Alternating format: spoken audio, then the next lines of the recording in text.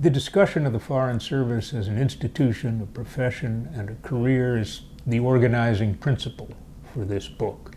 These are just different ways to look at the Foreign Service. The institution is the men and women who have served in the Foreign Service in the past, are on duty today, and those who will serve in the future. It's a long history. It is an institution. It covers 100 years. In 2024 will be the centenary. 3 founding acts, the Act of 1924, 1946, and the Act of 1980, which governs the service today. All of this is covered in the book with the history of the institution and the events that shaped the Foreign Service and shaped its culture and the way Foreign Service people behave. The profession is the profession of diplomacy. That's what people in the Foreign Service do. They carry out representation, by which I mean representing the United States in many ways to foreigners and transmitting back to the United States the views, intentions, policies, prejudices of the foreigners among whom they live. That representation includes negotiation, talking, reporting, reporting in a way that's precise and persuasive.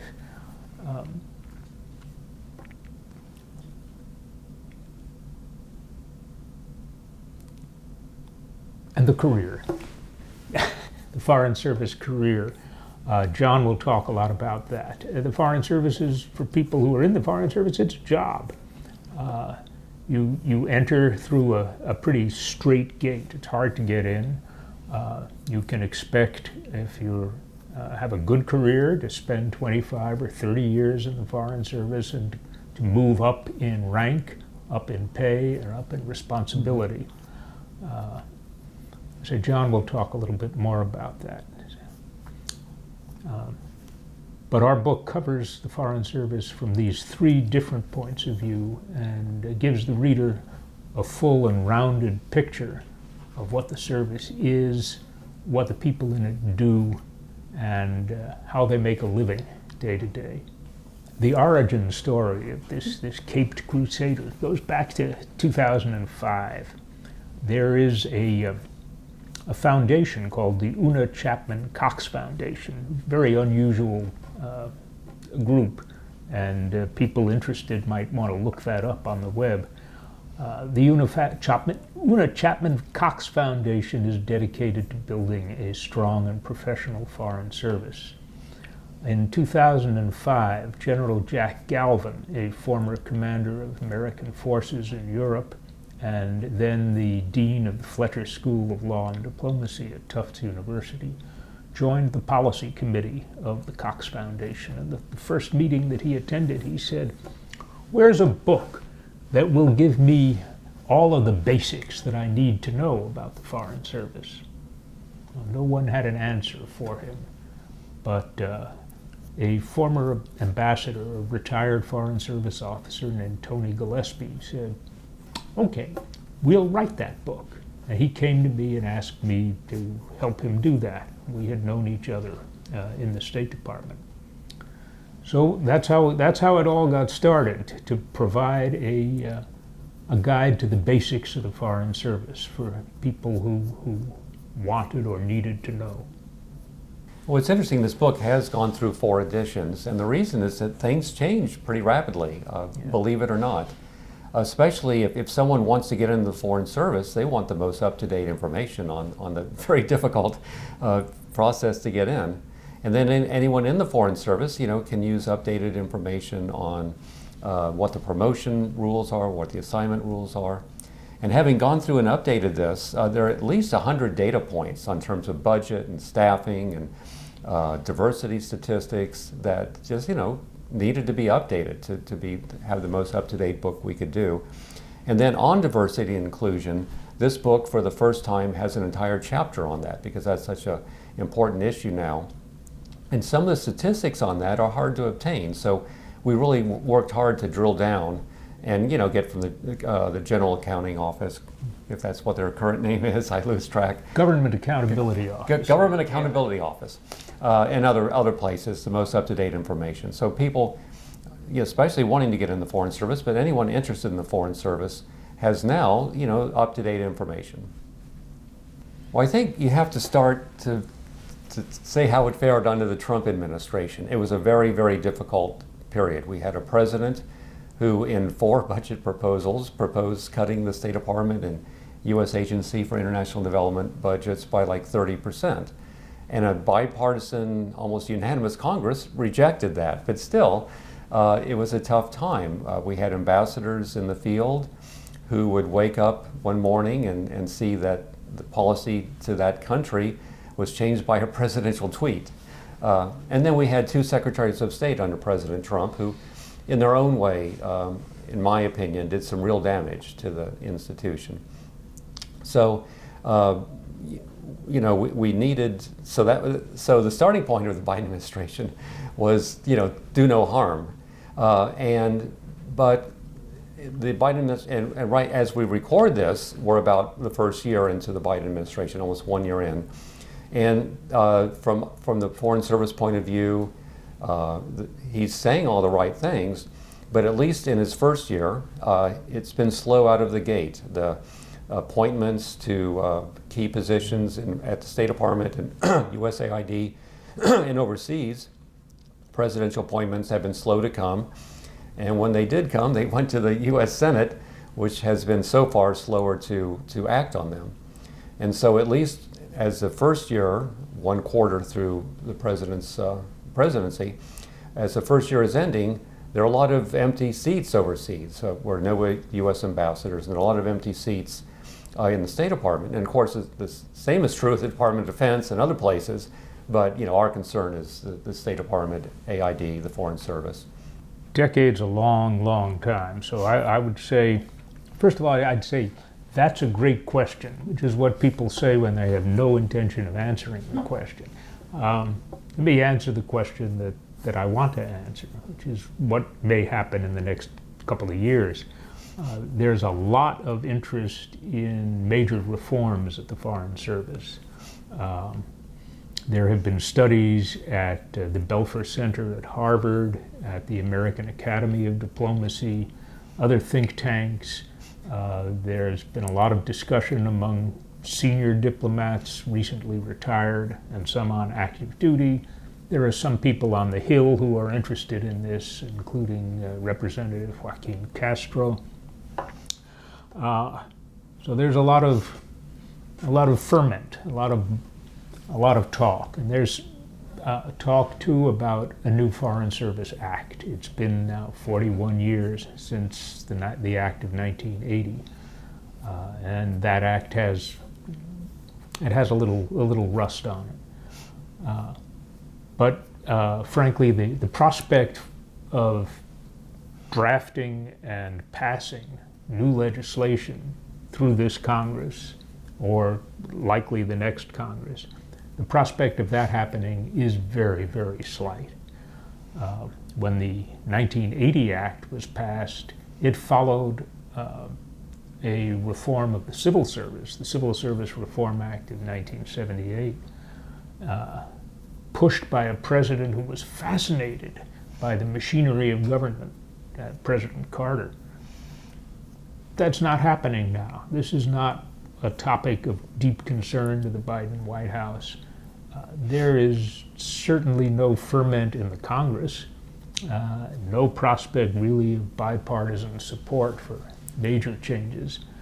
And people interested in reform of the service, I believe, should do well to see what can be done under the authorities of the 1980 Act, which in fact is very flexible. A lot could be done. So I do expect that there will be some changes. But I don't want to be too optimistic because some changes have been promised for 40 years or 50 years and haven't come to pass. It's been 50 years that the department has been talking about diversity.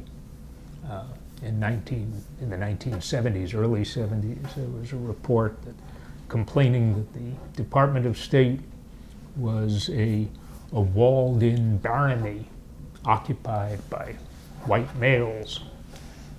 And that didn't change for many years. So diversity has been an area of talk without successful reform. Training and education for Foreign Service officers, another area where there's been a great deal of talk and many reports and proposals and very little action. Modernization of the information technology infrastructure in the Department of State and other agencies, also an area of talk and no action. So I don't want to be too optimistic that a lot will be done in the next few years. I'm hopeful, but not foolishly so. Well, there's a 30-page chapter called Getting In. And we really worked hard to try to get the most up-to-date information on the hiring process. And there's some alternate hiring mechanisms that are kind of not well publicized. And we really tried to dig down to figure out how those really work and what the odds are of getting in. So it's a great place to start if you're interested in getting in. And it's also a great place to start to make sure if you want to get in. Because if the Foreign Service is not right for you, just like if the military is not right for you or the CIA is not right for you, don't join, because it'll be bad for you and bad for the organization. If someone gets all the way out to the end of the world to a post and they decide, hey, I miss New York City, then you shouldn't be in the Foreign Service. And also, the Foreign Service is just not a State Department, economic or political officer. There's a lot more Foreign Service. There's specialists at the State Department. There's Foreign Service in the Agency for International Development, the Foreign Commercial Service, the Foreign Agricultural Service. So it talks all about those different opportunities. So if the only thing you've heard of is a State Department political officer, there's a lot more out there that you could possibly be better suited for. So people in the Foreign Service who have read the book have always told me, I've learned stuff I didn't know. I wish I had known this earlier. So I think active duty members of the Foreign Service and retirees will find new information and new insights. And certainly people who deal with the Foreign Service or write about it, journalists, academicians, members of Congress, staffs, people in the military who work in civil action with Foreign Service personnel will all benefit from a better understanding of the service as an institution and diplomacy as a profession, which they can gain from this book. I think a broad audience, and I say this, of course, because I wrote the book, broad audience should find this book and will benefit from a careful reading. And what I think is interesting is that a Chinese government-affiliated think tank bought the rights to translate the previous edition into Chinese and print 5,000 copies. And our understanding is they translated it, and maybe they read the part about constructive dissent or something, and our understanding is they did not end up publishing it. But the fact that the Chinese government would think that, hey, we need 5,000 copies of this for our intelligence officers, our diplomats, our think tank people, military officers, So on our side, parts of American society like that, definitely should read it, The Foreign Service is more than Foreign Service officers. And we talk in our book about Foreign Service specialists, people who do communications, security, medical services. And we define Foreign Service work as representation, operations, and policy, rather than look at it as political affairs and economic affairs and public diplomacy and so forth.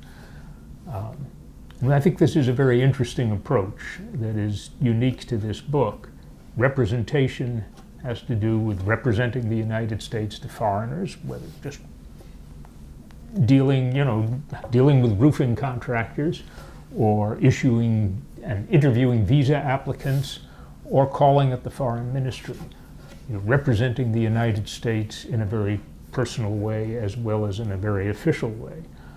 Representing what you learn back to Washington through reporting, which needs to be accurate and concise. Operations are, in our telling, carrying out programs, enforcing U.S. laws that have overseas applicability. It might include working in a provincial reconstruction team in Iraq during the war, as John did. He was head of a team there. Or it might include running a motor pool. This is all operational work. And it's some of the same skills go into a variety of tasks.